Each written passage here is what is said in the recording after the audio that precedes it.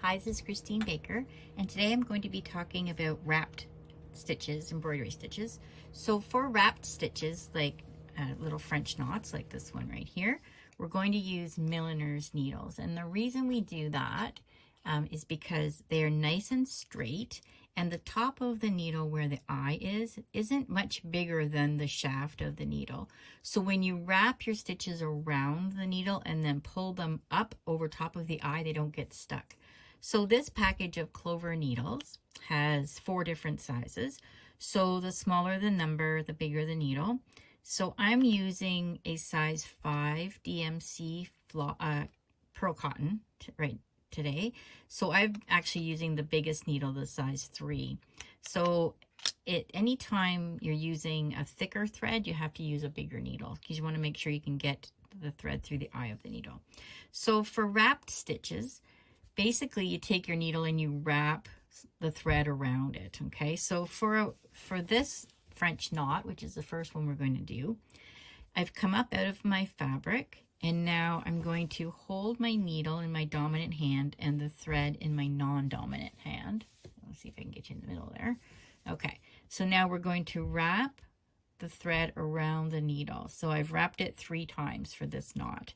Then I'm going to go down just beside where I came out and hold that thread nice and tight, okay? And then you're going to pull the other thread all the way through. And you want to hold that thread the whole time that it is being pulled through so that your knot ends up nice and tight like that one. So this one is bigger because I put 4 wraps on it. This one is a 3 wrap.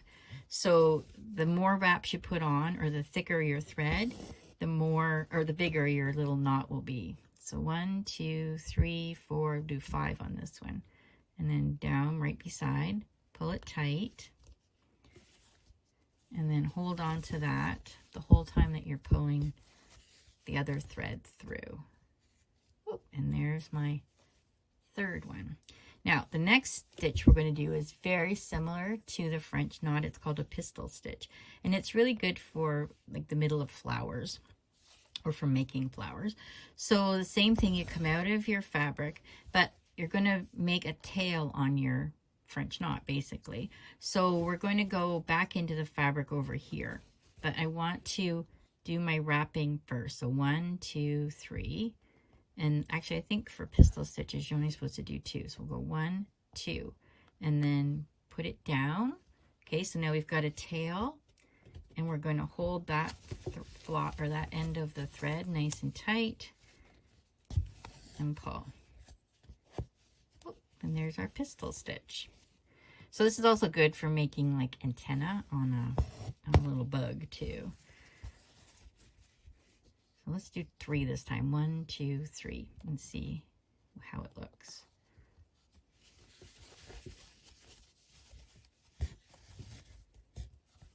Hold it tight, and there's the second pistil stitch. Okay, so now the next stitch we're going to do is called a bullion knot. Okay, so with a bullion knot, you come out of the fabric and then make, oops, where am I? Here we are. Then make a little back stitch. Okay, so this is about a 1/4 inch between where I came out and where I'm going in. Okay, so I'm going to go in there and then come back out right where my first thread was coming out of the fabric. Okay, I'm going to hold this around this way so I can wrap it. Okay, so now you want to somehow hold your needle up so that you've got a little space underneath, and then you're going to wrap. So 1, 2, 3, 4, 5, 6, 7. Okay, so 7 is about the same distance as that. Maybe I'll do one more. 8. Okay, so I've got 8 wraps on there, and this is about a 1/4 inch here and a 1/4 inch here.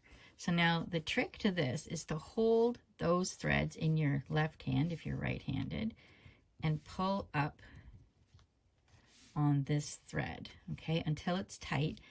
You're going to pull away from yourself, and then you're going to pull towards yourself. And there's the little bullion knot, okay? And if you find that it's a little uneven, you can just take your needle underneath it and give it a little massage. And then you come back down into that hole where you came out of or where you came out of, yeah, the second time. Okay, and then down you go. So there's a little bullion knot. Oh, there he is. Okay, so if you want to make ones with more dimension, then you can just put more wraps on the needle. So we're going to go backwards about 1/4 inch, come back up where I came out of initially, and I'm going to put 12 or 13 wraps on here this time. 2, 3, 4, 5, 6, 7, 8, 9, 10, 11, 12. Let's do 14. Okay, so there's definitely a longer number of stitches on the needle than in there. So what's going to happen when we pull, you'll see. So pull, and you notice when I pull, the needle didn't get stuck on those stitches at all because it's a milliner's needle. So pull away from yourself and then pull towards yourself. And then go into the little hole where you came out of. And now you can see that my little bullion knot actually is sticking up off of the fabric, and there's a little space underneath. So that's the type of stitch that I used on this flower here. Okay, so this is actually a circle done with a blanket stitch. So I came out of this same center spot each time and did a blanket stitch all the way around in a circle. And then I did bullion knots all the way around. And these are, I think they're 12 or 13 wraps on each one. And the distance here is about 1/4 inch. So they ended up looking like little petals. Okay, so that's the bullion knot. That's one of my favorite knots that I've learned recently. And then I'm going to show you the last one, which is a double cast on stitch. So with this one, you actually start with the 2 ends of your thread knotted together.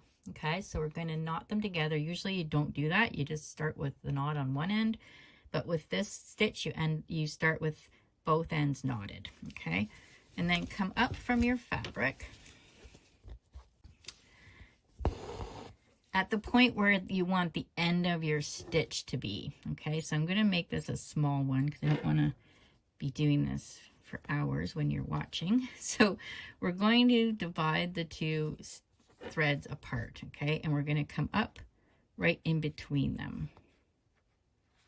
Oop, there we go. Okay, so the threads are behind the needle, and I've got the right thread here and the left thread here.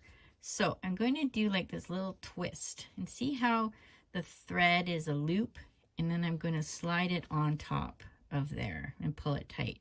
Then I'm going to do the same thing on this side and slide it.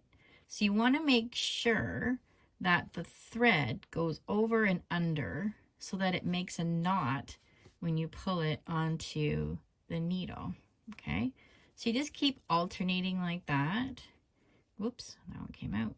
If you have your needle a little longer, it helps. Okay, so hope you can see that. There we go. And then same thing.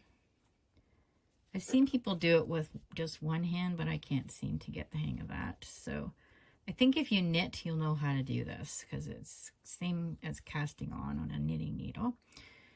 Okay, so you just keep doing this until this distance is as long as you want.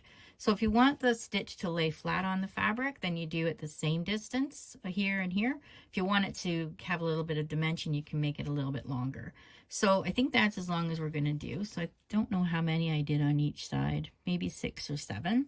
So same thing as when you're doing the bullion knot, you'll hold that nice and tight and pull on the needle. And you see the threads are going through. Okay, now they might not be even. See what's happened there? This one's a little longer, so I'm just going to tighten it. And then you're going to pull and then flip this down. Pull the thread, and there's our knot, okay? And then pull your thread back to the back. And there is our double cast on stitch. Okay, so you can see it's not, oops, sorry, it's not attached underneath. It's only attached here and here. And that's the type of stitch that I used to do these flowers. Now this thread was a size 3 pearl cotton. So you can see the difference in size between doing it with a size 5 and a size 3. It's much bigger with the size 3.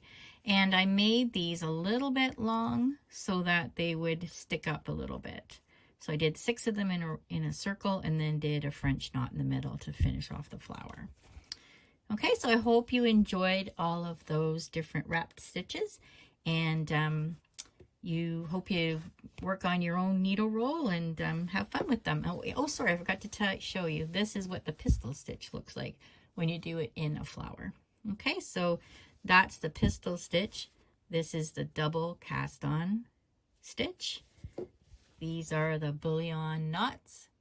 And then these in the center of the purple flower are all French knots. So you can see you can use them to fill in an area quite nice. All right, so thanks for joining. Bye.